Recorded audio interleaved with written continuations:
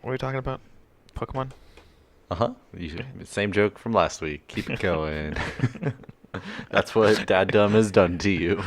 I forgot I said that. That was instinctual. You are brought down to your base self. I got some sweet Pokemon cards if you want to trade later. I don't have any Pokemon. I think Brittany has Pokemon cards actually, so maybe. Oh, wait, maybe I threw them away. Uh-oh. Maybe not. You're supposed to blame Madeline for that. God You damn can it, Mom. never admit that you willingly threw away your own cards. I would never. That's Yeah. heresy of the highest order. Yeah, I would take your fucking nerd card and your lunch money in one fell swoop. My brain don't work so good. But that's what you said the first time. It's all downhill from here.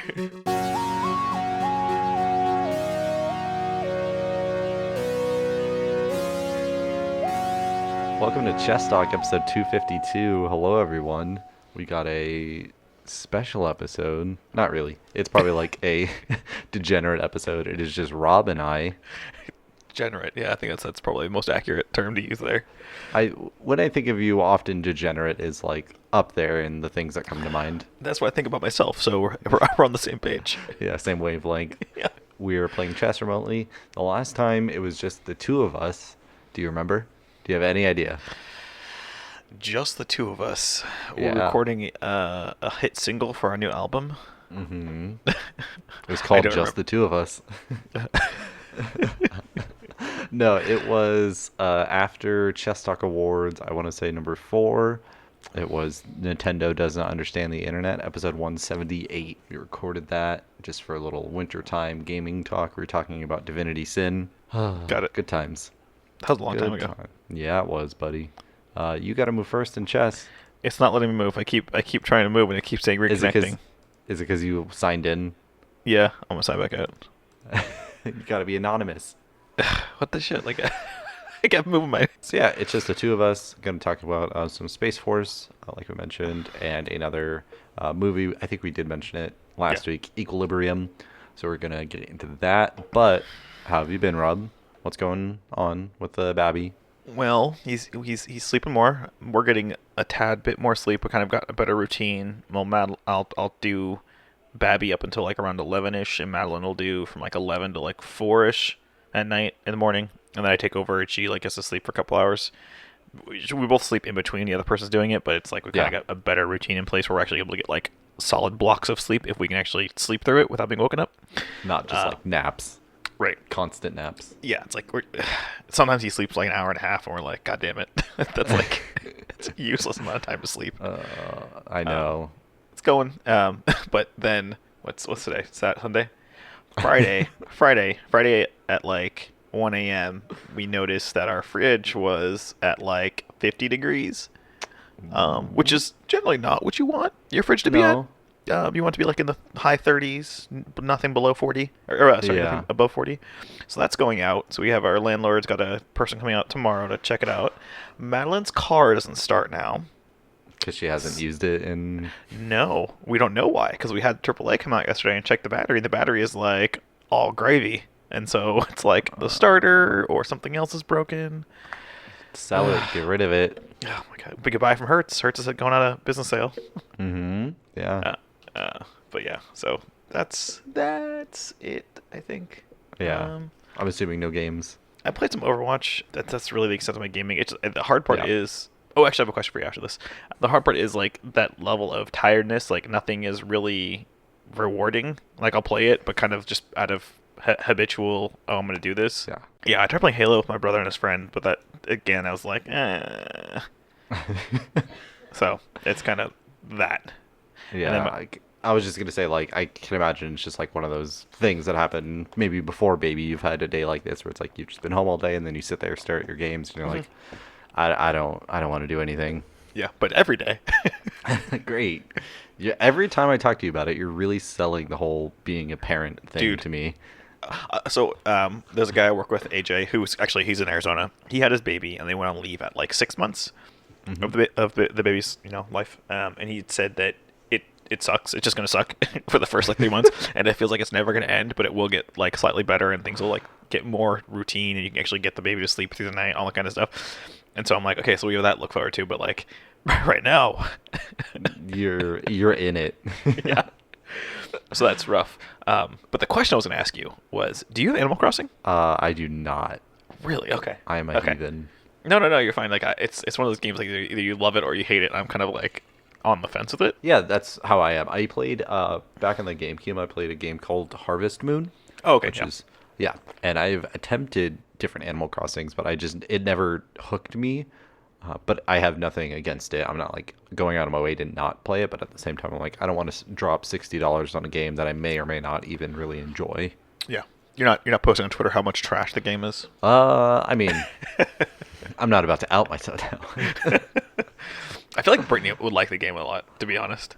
I think she would too, but getting her to play games is always a struggle. So I mean, she just Yeah. finished Luigi's Mansion. She's working through Skyrim right now, so I'm like, I'm not gonna add on to her list of games. Skyrim never ends though, so it's It like wow. doesn't, but she will eventually stop. Yeah.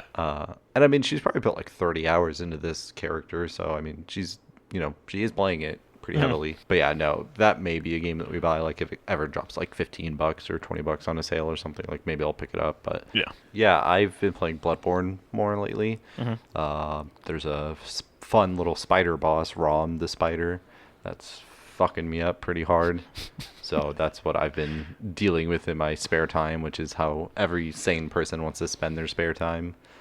Just losing to this big worm spider that summons 20 spiders that you have to kill. That's just everyone's dream. Everybody wishes they could do that. Yeah, fucking kill me. Playing League of Legends. I'm sure you've seen playing Teamfight Tactics. Yeah. Have you played Teamfight Tactics or just regular 5v5? No, yeah, I've been playing Teamfight Tactics. Oh, okay. I got the pass and I hit level 30 on the pass, so. Jesus. Yeah, I was gonna say if that tells you how much I've been playing it. Yeah, I've been playing TFT with the Galaxy without buying the Galaxy Pass. I think maybe I don't let you level up faster, but like I've been playing it and I think I'm at like 26. Yeah, I mean, unless you're winning all the time, it's pretty slow. But I've been able to do every single one of those like weekly quests, and that's what really like kickstarted my leveling because you get like an extra 200 XP every time you do one of those. Mm-hmm. Oh, okay. Oh, yeah, yeah, yeah, yeah. Okay, that's right. Yeah, yeah. So I mean, no, because I think I've probably only gotten like 3 victories in all of my TFT. I get tons of 4th through 2nd place though, which is super frustrating. What rank are you? I don't play ranked because I'm a baby. I've been thinking about starting ranked just because I'm like, what does it matter? It doesn't. Yeah, it doesn't. It's TFT. But yeah, like I had one game where I was on literally a 20 like match victory streak, and then I hit that 20 match, and then after that, I lost like 6 games in a row. Yeah, I've noticed that there's kind of a trend. I think people know the meta a lot better than I do because Yeah. I'm obviously a scrub and I just play for casualness on ranked. But that's kind of how it goes. Like you'll have like I think I had like a 20 win streak as well a couple times, and every time I've done that, I usually lose like pretty rapidly. Yeah, it falls apart so Yeah, quick. yeah. It's like, and then by that point, you're so heavily ingrained into whatever meta characters you're set up with. It's like you can't pivot. You're like, No, it's like, well, I lose now. Sorry. GG. Yeah. Yeah, I've talked to my buddy about it that I got to sort of play it. He plays more just regular League, but he dabbles in TFT, and he's like, I think it's just the items. Like certain characters, if you put a certain item on them, they just get broken, and it's just knowing what items are best for what characters. That's what makes the difference. Yeah, that's the one thing. Like certain characters, like oh god, Jinx, and getting him with crit items. And Man, I've seen him with 2. I forget the 100% crit blades. Him with like 2 of those and like one AD, another AD item. It's just disgusting how much damage he will do on that 4th hit.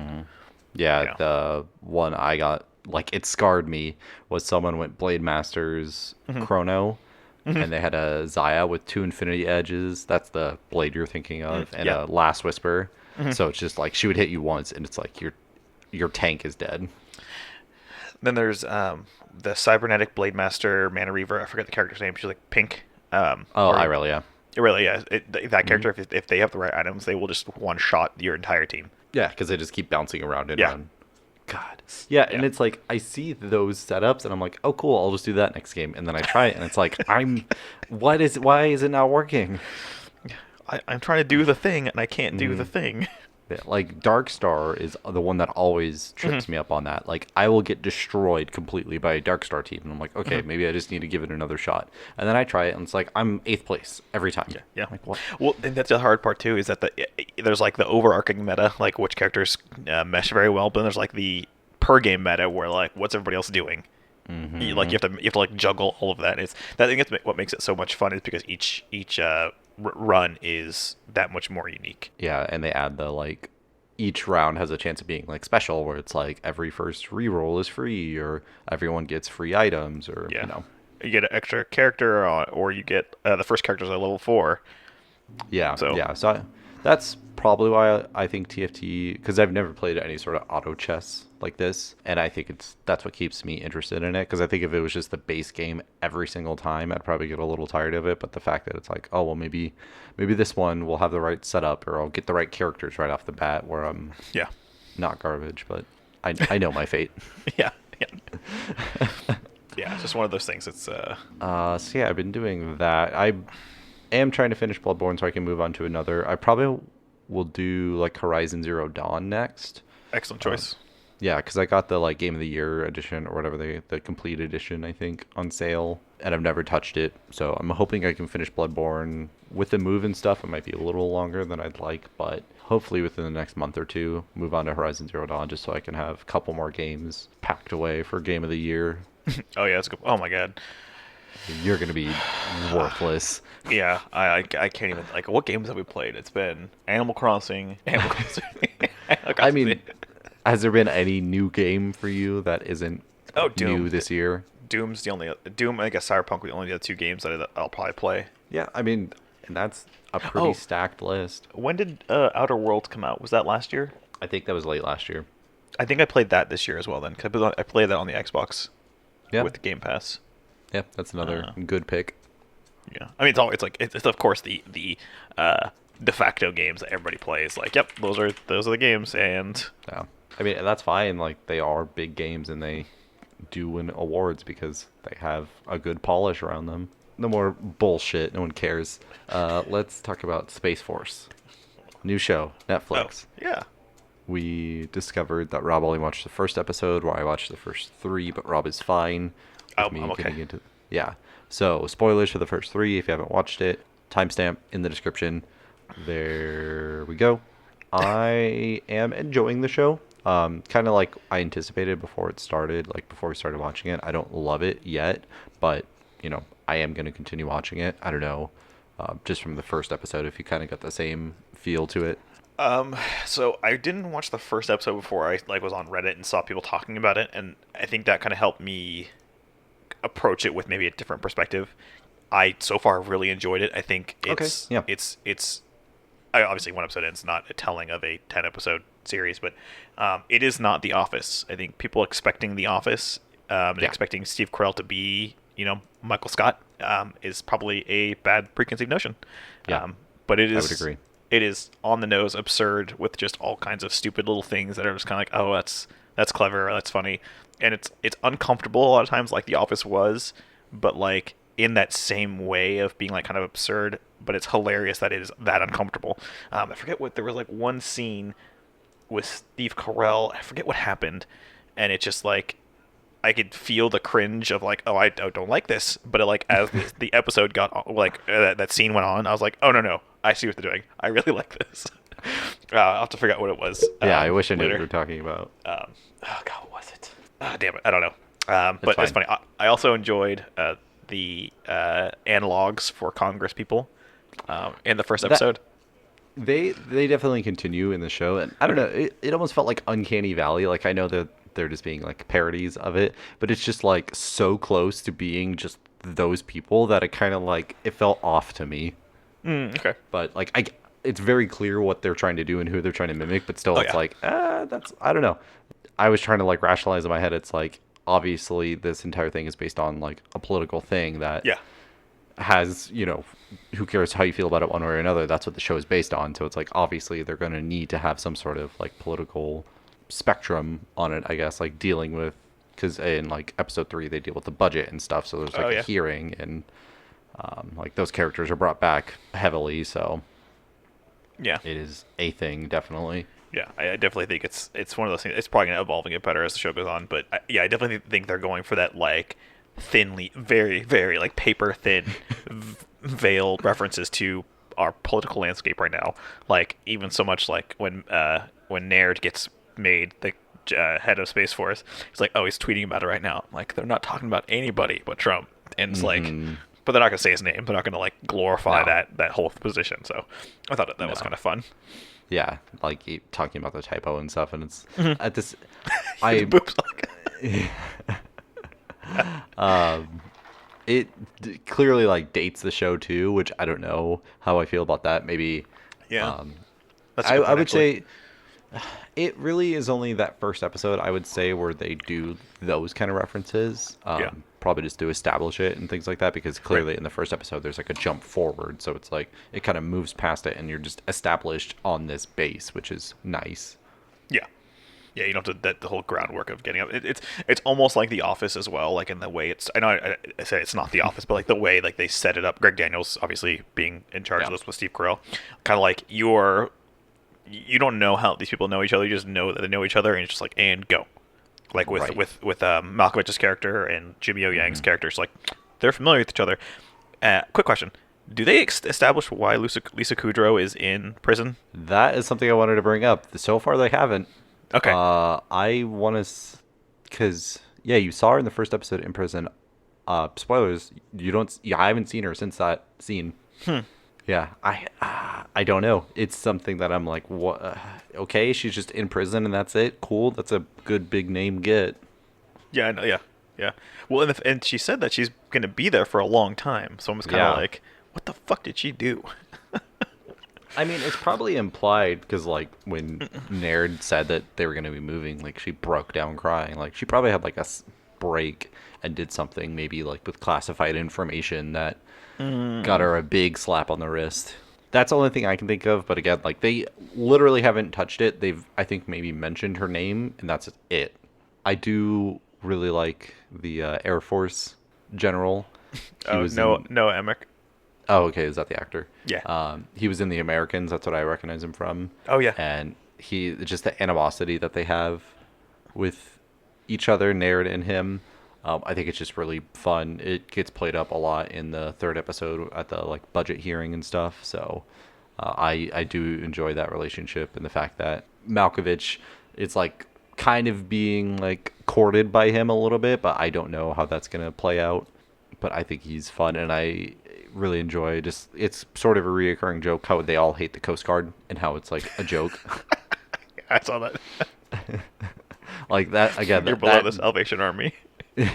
that gets brought up. Like there's a meeting with all the generals and stuff for the budget hearing, and Coast Guard shows up last, and they are like throwing the folders at him. They're like, "Not you, get out!"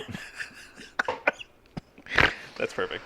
Yeah. So like it, I said like it's above average show, but like I am getting laughs out of it, which is what you would hope for out of the comedy. But so far, it's like it's not going to be near the show of the year for me. But I'm Y- Yeah, 3 episodes in.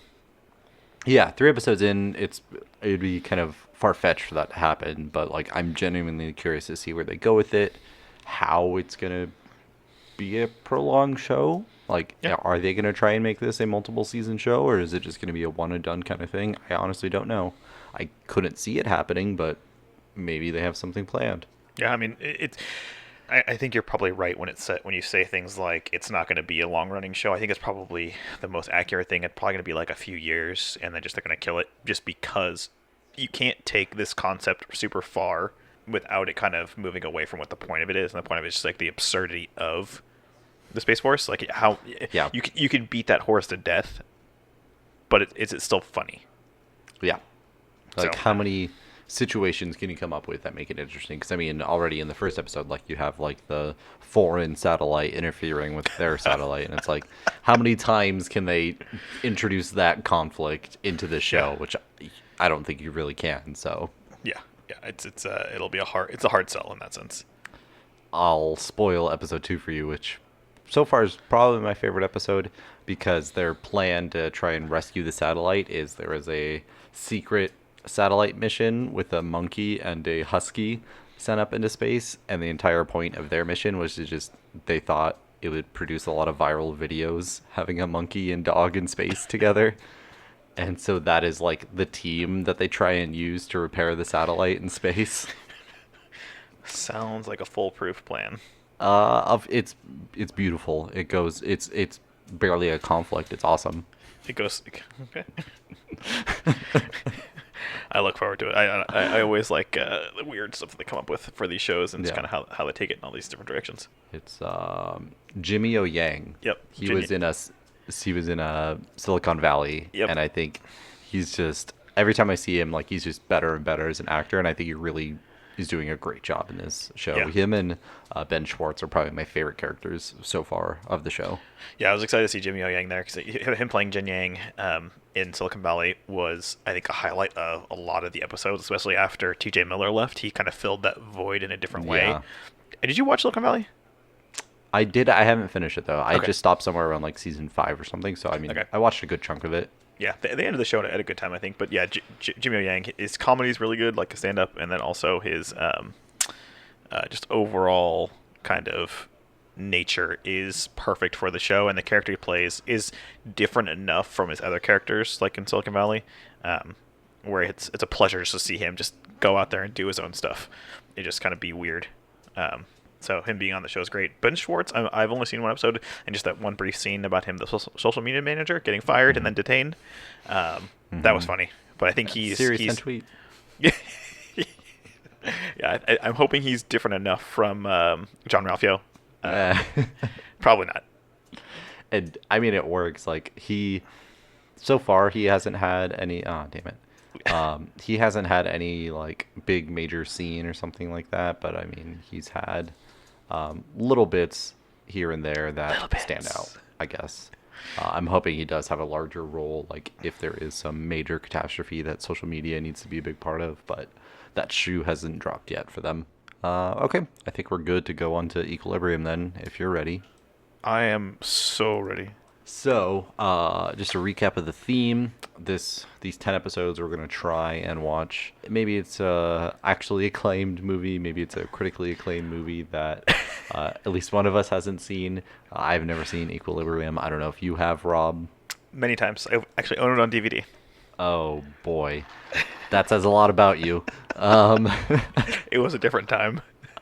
Because I saw it on Netflix Best Of, and I looked at the description, and I was like, oh, okay, like, it's probably not an amazing movie, but it seems fun at least, and that is a pretty good description of this 2002 movie that, in my notes, I was like, this movie reeks of a post-Matrix cinema world. Yeah, you are on all counts correct. Yeah, they definitely tried. Like, let's just jump into this because the movie. Okay, in and of itself, the movie is not bad. It is a fun thing to watch. Yeah. But it's a big but. It is far from perfect, and it also just pulls so heavily from so many other things that it is like not hard to watch, but it's like, oh, they're just copying this thing. They're just copying this thing. You know, you got some early Christian Bale talent pre Dark Knight. You got Sean Bean always dying in his films. God. Yeah. That was the one thing I had spoiled for me, and even then I was like, I'm not even that sad about that. Like, it's just kind of obvious. Yeah. But yeah, it's a very dumb. Oh yeah. Rob just won. I was wondering why you did that. Like, you just boxed yourself in. I was gonna take your queen. Yeah, were you? Yeah, I did it. I took your queen on a date with my king. That sounds more accurate. Oh, fuck this game. Okay. Yeah, Sean Bean getting caught kind of sets up the movie. The premise of this movie, if you're listening to this and still trying to grasp it, it's a futuristic world where feelings have been neutralized by Liberia. Prosium. But the country, what's the country? Oh, yeah, it's like Liberia or something like that. I don't remember exactly what it's called. Yeah, but like Rob said, Prosium is a drug that every citizen has to take on a interval, probably a couple times a day. It bears strong similarities to Soma from Brave New World, I believe. Yes, yeah, that's what Brittany said when I read the description. She was like, so that's just Brave New World? I was like, probably. And I mean, it's, you hear that and instantly, like, oh, okay, so the whole plot is going to be Christian Bale stops taking the drug and tries to rebel against the world. Okay, yep, that's the movie. Yep. Spoilers. My biggest issue with that entire plot line is that, we see Sean Bean, his character, as Christian Bale's sidekick, kind of go through that in the first 20 minutes or whatever. And then Christian Bale just copies everything Sean Bean did. But in my head, I'm like, but you caught Sean Bean. Like, clearly the methods he was using is not the best way to handle this because you're just going to be caught. And he was. It's that plot armor, I think. But I also think that what was the father? The guy who plays the father. Oh, yeah, like DuPont. Yeah, so he was like, it made it sound like he was like the best of a tetragrammaton. Like he was far beyond what the average person was. So I think that the concept was that he is like a prodigious person, so he could do it a little bit better. Obviously, through the plot, you find out he does it well enough, but then he still gets caught by some younger, more talented guy. Right. Yeah, it's one of those things. Like it's not entirely believable, but I guess you're suspending some belief with the film. It's just the way, like, the gun kata works. Like it's Jesus. yeah. Yeah, I was gonna wait to get into that, but my only defense for Christian Bale like doing that is like that's kind of the point. Is like they aren't thinking clearly; they're feeling for the first time, so it's kind of like overloading their logic center, whatever that is. Yeah. Yeah, exactly. Yeah, well, I mean, I think the crux of the issue is in and of itself feeling like it's a literal sense that you start to think your brain just doesn't work the same way it does because you're actually able to, it's like what was it from movie from? You only use 10% of your brain. Lucy or whatever. Yeah, like it's like one of those things. Like it's like that they've basically opened this door and now like all of this information overload is just preventing them from like functioning as a feeling person. And I thought it made it interesting too with his like kid, his son, which was like terrifying. And he was like super hard policing his friends and his dad. He was like making sure his dad was taking it. But then like you find out at the end, like he stopped taking the drugs himself. And I was like, why? It's like they were caught in this weird cycle where the kid wanted to be extra good because he assumed his dad was like super crazy about it, but his dad was falling off the wagon. And it was just like they couldn't be honest with each other because they were both afraid that the other would send them to jail or, I mean, get executed. So I thought that was honestly probably my most like favorite story of the movie was the dad and son dynamic because it's hard to be honest with your own children in this movie. And like he called Christian Bale's son called him by his first name and he only called him father or dad once. And even then Christian Bale like cocked his head at him like, what? Excuse me? Yeah. Yeah. Just a very weird world that I'm surprised at how well he was able to set it up. Like, say what I will about the dialogue and the overall writing of the show, as great as it was. Yeah. The world building, I thought was the most interesting part of this Definitely. movie. Yeah. That's something I want to touch on as well, like the brutalism of the entire like structures of all of the city, just the kind of organization and everything. I kind of wish we could really go back into it and just see something different, maybe like a prequel, like pre World War III, going in and seeing like how we got to this point. Maybe just to kind of touch on that, say like what the dichotomy is. I mean, I think contextually, given what's going on now, it's very interesting because it seems to kind of mirror a tiny bit. Yeah. But it'd be fun to kind of go in there and see what it took to get here and maybe the early stages there. Because it's fun. Like I said, the world building, it's fascinating. Right. But it's like you got to walk the fine line of, okay, you don't want to be like a prequel type thing where it's all just politics and then it's boring. So I get it. Like they wanted to have a movie where you're using guns and karate to fight other people, and that's the main takeaway from this discussion. Where the fuck did they come up with that? Why was that like I can't even think like who thought of that and who was like, no, this is perfect, this is gonna look sick. It does look, Matrixy cool, like the very aggressive kind of movements. It's more interesting when he's actually not shooting. Like the first scene when they break up the place with Dominic Purcell. Rip. That is all kind of hokey pokey, but like later on in the film, he's actually just much more karate with his Hmm. guns rather than like just shooting at certain calculated angles. It's more interesting. It's more unique than the Matrix, I think, because of the way he's utilizing his tools. Like the scene where he's like fully, quote awake, and he's letting these people escape or trying to get them to escape, and he basically beats up the squad of Tetragrammaton guards with like the Hmm. heel of his guns. Hmm. Like I Yeah, thought that was cool. that was definitely like one of the highlights, I think. But then you look at the big boss final scene, and it's just they're like slapping each other's hands and guns away for Mm. like a minute straight, and I'm like, what? Who Yeah. sat there and was like, oh yeah, this is awesome. This is what the climax of the movie is. I don't know. It to me it felt way too like gimmicky. I don't know. Well, the thing that blows my mind is that okay, so the guy that did Equilibrium is the same guy that did Collateral with Tom Cruise. I have not seen that movie. Oh my! You've not seen that movie? I have not. That's what I said. You need to see that movie. We should do that next week. Okay. It won. What did it win? It didn't win any. Okay, it didn't win Best any awards. actor. Academy Award for Best Actor. Oh, it was nominated. Yeah, Sorry. Jamie Foxx, and it won an award for best cinematography. So, Interesting. I suggest that as a film, it's maybe not critically acclaimed. It's 86%, but I guess it's critically acclaimed. Yeah. I mean, I can't imagine it's worse off than Equilibrium.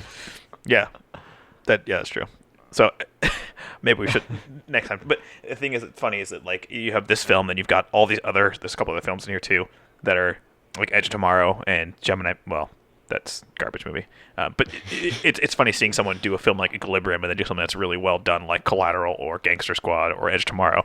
So I think it's one of those things that's maybe just it's just hokey because that's the budget they had. They couldn't really do anything special with it. Yeah, I'm sure that's what a lot of it was. It definitely seems like someone's early film, like it's Christian Bale before he was really huge. That's who he could afford and things like that. Yeah. So I get it. I'm not trying to be too hard on it. I just think like the entire movie is just ridiculous. That's what if someone wanted me to describe this movie, I would just say ridiculous.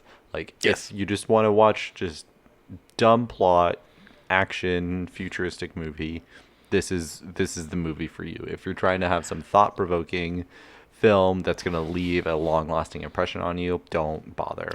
This ain't it, champ. It's not, but that's not to say like it doesn't provoke some questions about like humanity and if it's worth feeling and Yeah. if you have purpose outside of that, but still it's like they're not answering that in this movie. They're No. just they're shooting dogs because they're terrible people, and that's I told Brittany about that scene and I was like, yeah, you wouldn't have wanted to watch this movie. Yeah, yeah, that's his reaction. That was like it was perfect. It's like, oh god, oh why, and it's like, and then he tries to grab the dog and say like, I'm gonna dispose this myself. And then It's like there might be diseases. We got to figure that out. yeah, yeah, yeah, Yeah. I mean, that scene alone shows just like how fucked up their society is. Where it's like Yeah. it's like, yeah, we got to kill the dogs. It's like, what? Well, I mean, No. without getting too like macabre, like that's kind of how our society is too. We're just kind of insulated from it. Like when it comes Yeah. to like agriculture and livestock, that is how we treat a large swath of like the beef industry and just kind of the livestock industry. It was like they will cull entire herds of animals because some animal somewhere close to a group of producers tested positive for this thing, and they just kill Yeah. thousands of them. So it's yeah, it's thought provoking, but I don't. It's not deep. Yeah. No, I wouldn't say that about most of this movie. Yeah, Um, I do have one fun little tidbit. Yeah. So you know the gun they use? I don't know what they called it, but it's like basically it's a Beretta 92 FS with like a extended compensator, and it shoots like the Tetragrammaton logo when they shoot. I didn't even know it shot Yeah. a logo. Yeah, it's like Wow. it's like four T's. Okay. That gun actually is in hot dogs, horseshoes, and hand grenades as a Oh. equipped with gun. And I saw them like, oh, I know exactly what this is from. This is so cool. That's fucking funny. So that Is there like fan uploaded like mods and stuff, or No, was that? I think people were because the game's been out for like 2.5 years, 3 years. Oh, okay. It's basically like one or two like hardcore developers and people will model guns, and he just implements them. So I think it was a fan requested gun. But he's basically like got all the Team Fortress 2 guns in there, a bunch of, like all kinds of weird Wow. shit. Um, Yeah, so that's awesome. That's pretty funny. yeah, Yeah, because I mean, I the only thing I knew about this movie going into it, and even then, like I didn't remember if this was the right movie. Is like there was some Funhouse video where they talked about gun kata and they showed like the final fight scene, and they were like making fun of like just them slapping the guns away from each other. But like going into this movie, that's all I knew. yeah, So I felt like I was pretty fair to it. Like I had no preconceived notions about this movie other than the description and kind of like figuring out in my own head, like just based on other movies I've seen, what this would be like. And yeah, it was okay. I don't know. yeah, I will probably never watch it again, but yeah. you clearly have a different take on that, Mr. I own the DVD of this movie. I think 16, 17, or 18, and I had just started Yeah. buying DVDs when DVDs were like in their heyday. Yeah. And I own all kinds of weird fucking movies like on DVD that they legitimately like they've been in a box since Mal and I moved from our apartment to our house in Vegas. So Why do you still have it? because they're just in a box, I'm like I don't know what the fuck to do with them. I really want to like rip them to use on Plex because some of the movies aren't Yeah. available on some things. Like Equilibrium is, but I've got a bunch of other films and I've got some like Saturday Night Live stuff on DVD that I want to Yeah. convert. So That's like that is the legitimate use for Plex is putting your own shit yeah. on it so you can access it streaming. You know, it's not about pirating. Never. No, Um, no, that's why you'd use popcorn time. Use that for pirating.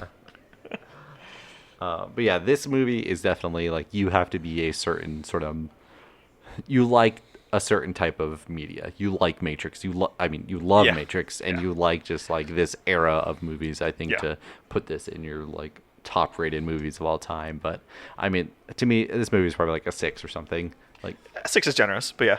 yeah, like it's not terrible. It does do some cool things with the action, and just like I said, it does maybe provoke some thoughts, but you know, it's 5. It's a 5. Yeah, I'm I'd say dropping 5. it down. Yeah, yeah. I think 5's probably pretty good. Oh man. Do you have any other big thoughts on Equilibrium? I would definitely say Memento's a better movie. Yes. Yeah. The first watch, yeah. Okay, yeah, that's fine. You baby. Well, just Um, I know. We talked about it. yes, yeah. I would say generally it's a better movie, and Christopher Nolan has a consistent track record. So Yeah. Whereas who even Kurt Wimmer, Mm, he has some Kurt- decent movies, but Point Not- Break, nothing wildly great. We did Point Break. He Okay. he had so- his next movie was The Recruit, so that was a significantly better film. Oh, maybe not. Actually, I'm thinking of the Training Day, not Recruit. Jk. I mean, isn't that also a pretty well? Did he do Point Break? Catherine Bigelow directed Point Break. No. Erickson I'm- Core did. I'm looking at Point Break, 1991. Yeah, that's the wrong one, my dude. 2015. Oh, that's okay. I Wait, was Kath- like, Wait, Catherine Bigelow did that one? yeah, Oh, damn. That's a good fucking movie. Erickson Core. I have no idea who that is. Oh, I'm sorry. So I'm you- stupid. He was a writer for. Okay, The only other movie he's done since Equilibrium is Ultraviolet, and then Children of the Corn next year. okay, all right. I was like, I am not seeing this guy anywhere, my dude. Yeah, You're my bad. lying to me. Okay, he's a writer, and he's an all-right writer at that. Wow. Yeah, I wrote Total Recall, Law Abiding Citizen. Okay, I mean that was all right. Yeah, I enjoyed that. I actually just watched that recently. Well, so yeah, there's Equilibrium. Yeah. Wow. That's another one for the books. Let's hope next week's movie is a little better than that. I'm excited for what it is. Are you talking about the one that we have written down Where? on the Google Doc? Oh, I haven't seen it, so I will look after this. I mean, I'm looking at it right now. I'll let you look at it. What episode we're on? Oh, It's, like 253. the OG one? Mm-hmm. Okay. Brittany and I have not seen that. We've never seen it. Okay. I haven't seen it in a So long time. Okay, I'll see if I can get on that one too. I'm looking yeah, I forward. mean, I'm looking forward to 256. yeah, I've seen it once, definitely about 10 years ago. Brittany never seen it. So yeah, that's 252. Thanks for listening. We will be back next week, hopefully with another guest, maybe Rob, talking about more Space Force, talking about a fun movie that is good. Yes. And yeah, check us out on all the things. Tell your dog, tell your mom, stay inside if you can, and we'll see you next week. Bye. Bye bye.